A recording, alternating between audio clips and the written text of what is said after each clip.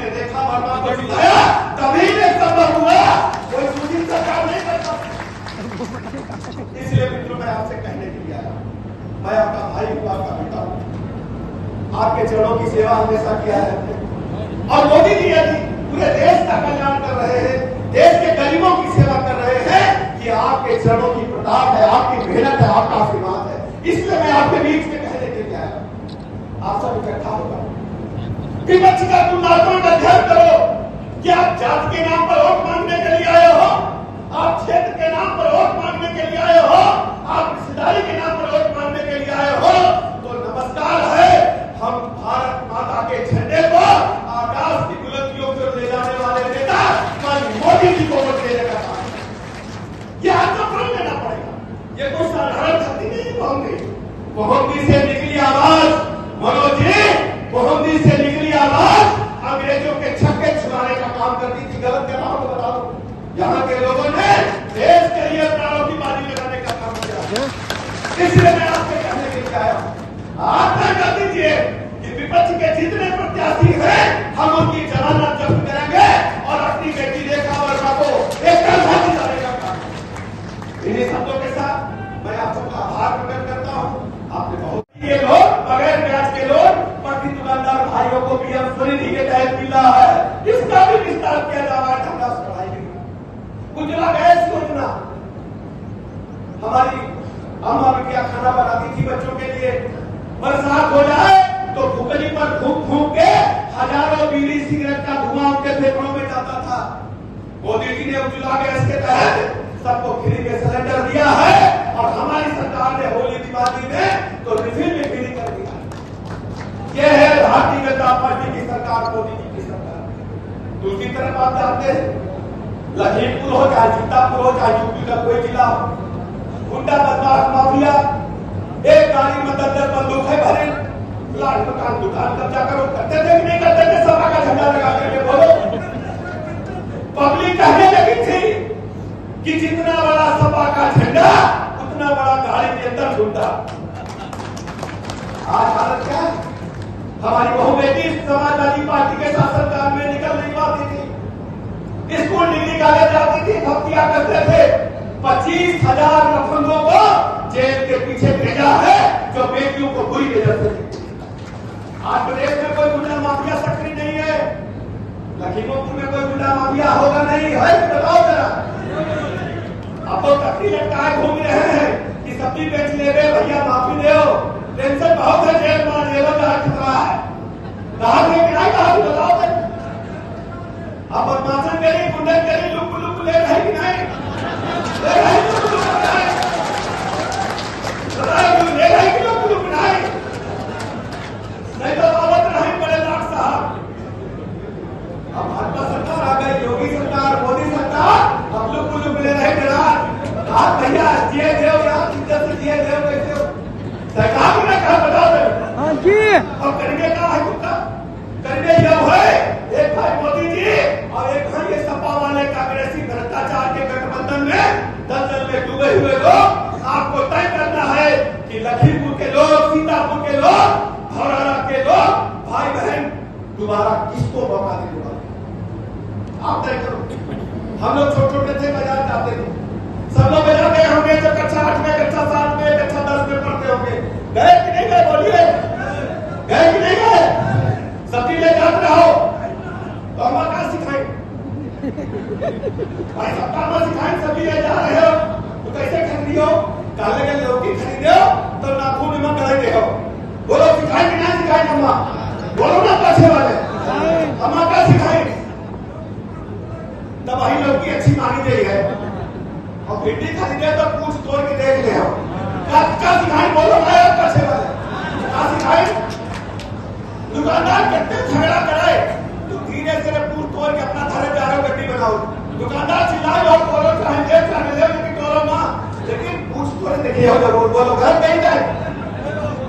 अब जब हिंदुस्तान की तस्वीर और तब्दील बदलने का सवाल है तो हम वोट क्यों देंगे? मोदी जी की गारंटी को, और दूसरी तरफ में भ्रष्टाचारी गठबंधन का तुलनात्मक अध्ययन करेंगे। हम विपक्ष की जमानत जब्त कराएंगे और मोदी जी को जिताने का काम करेंगे। मोदी जी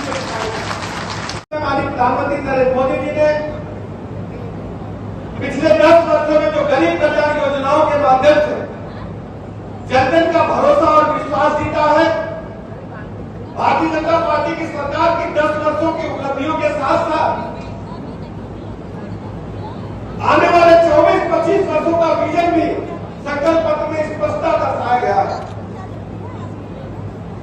हम सब जानते हैं कि 2014 से पहले इस देश के अंदर कांग्रेस पार्टी के नेतृत्व में यूपीए 1 और 2 की सरकारें चल रही थी। 2014 में जब माननीय मोदी जी ने देश की कमान संभाली आप सबके कृपा की वजह से, तो 2 चुनौतियां बड़ी माननीय मोदी जी के सामने थी। एक चुनौती बनी थी कि देश पर भ्रष्टाचार के दलदल में डूबने के दाग थे। कांग्रेस पार्टी की जो सरकार देश में चल रही थी 2014 से पहले, उनके ढेर सारे मंत्री जेल के सीटों के पीछे थे, घोटाले दर घोटाले हो रहे थे, दुनिया भर में भारत की साख गिर रही थी। चाहे 2G स्पेक्ट्रम घोटाला हो, चाहे कोयला घोटाला हो, चाहे सेना के बड़े भवनों में घोटाला हो,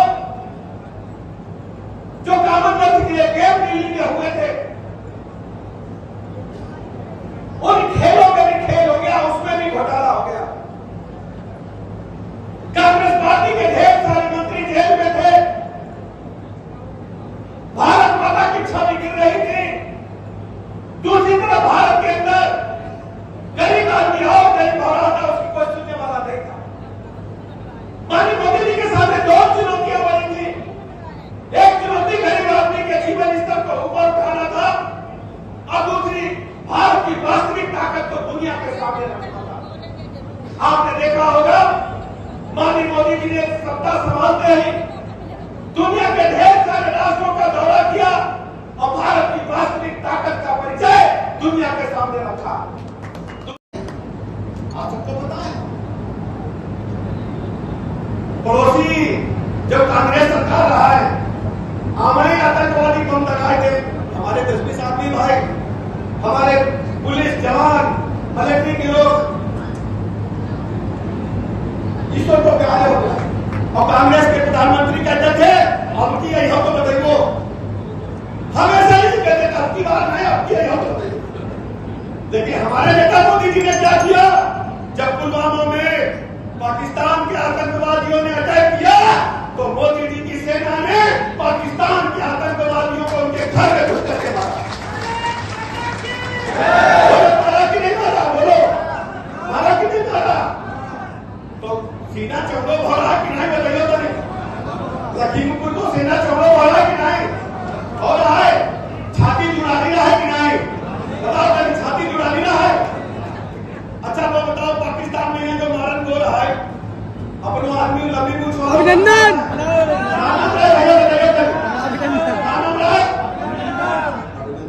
अभिनंदन वहां की बोले जहाज लेके याद है कि नहीं?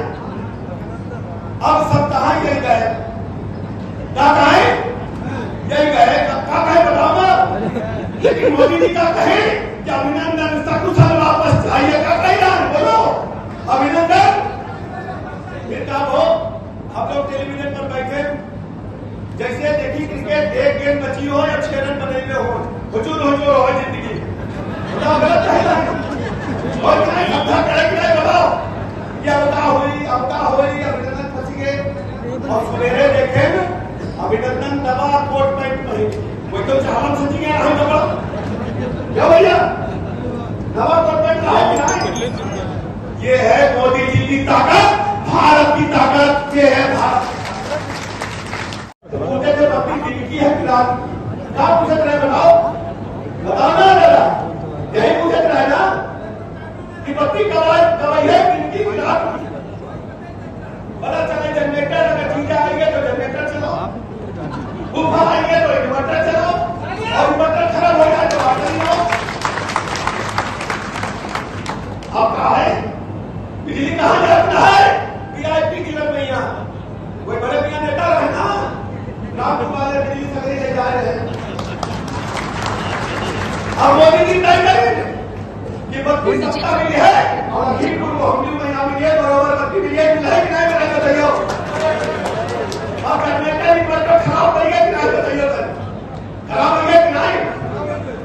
तो क्या बात है, स्कूल कहाँ जा रहा है, छोटे छोटे बच्चा कहाँ लगे, गांव में जाए मंटेसरी पढ़ाई को काहे मारे सरकारी स्कूल में पढ़ाई नहीं हो, बिल्डिंग गिराई जाए नहीं, सपा सरकार नहीं हो ना भूसा भरल लागे सफाई सब बच्चा स्कूल ना जा, ड्रेस नहीं, कपड़ा नहीं, जूता मोजा नहीं, खाने कहीं अच्छो खाना नहीं। तो हमारी सरकार बेसिक शिक्षा के स्कूलों के उन्नयन के लिए काम किया और कार्यक्रम योजना के तहत 95% अधिक स्कूलों को मार्गदर्शी से बढ़िया बनाने का काम किया। हमारा बुजुर्ग दादा 70 बरस के हैं, सबको इस दायरे में शामिल करके सभी बुजुर्गों को सम्मान करने का काम भारतीय जनता पार्टी ने निर्णय लेने का काम। प्रधान का कार्यालय, ढेर सारे प्रधान भाई भी बैठे होंगे, पत्रकार मित्रों जरा तुलनात्मक अध्ययन आप अखबार में छापिएगा। 2017 से पहले ग्राम प्रधान का कार्यालय पंचायत सेक्रेटरी के जेब में होता था या प्रधान अपने घर में बस्ता रखता था। वे बच्चे कहते थे कि सरकार आएगी तो बस्ता रखवा देंगे। अब बस्ता रखवाने का झंझट नहीं है प्रधान जी, जाकर के पूरे प्रदेश में देख लीजिए, ग्राम प्रधान का कार्यालय डीएम कार्यालय से बेहतर बनाने का काम हमारी सरकार ने किया। मोदी जी ने कार्यालय नहीं बनाया, इंटरनेट से जोड़ा है, कंप्यूटर लगाई है। ये जो प्रदेश की जितनी भी योजनाएं हैं उनकी जानकारी आप ले सकते हैं, उनके अप्लाई कर सकते हैं और लाभ प्राप्त कर सकते हैं।